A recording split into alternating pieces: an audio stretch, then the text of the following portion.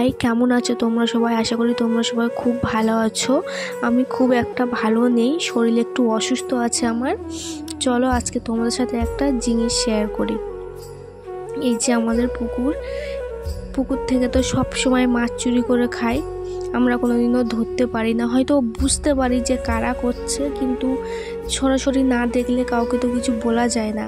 কিন্তু এবার নতুন কি করেছে চলো তোমাদের সাথে শেয়ার করি। গাছের নিচে দেখতে পাচ্ছ যে মোম পড়ে আছে, যেটা নেওয়া যাবে না আমাদের গাছে।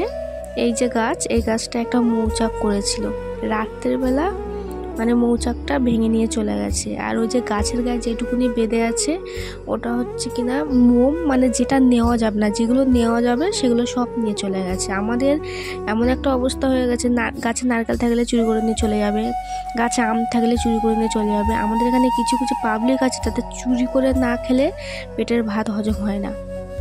মানে অন্য অন্য জায়গার কি শেখায় যে ভালোভাবে মানুষ হও, ভালোভাবে পড়াশুনো করো, আমাদের ওখানে হয়তো কিছু কিছু মানুষ শেখায় কী করে চুরি করে খাবে, কী করে কে কোথায় যাচ্ছে সেগুলো লক্ষ্য রাখবে, এটাই ওদের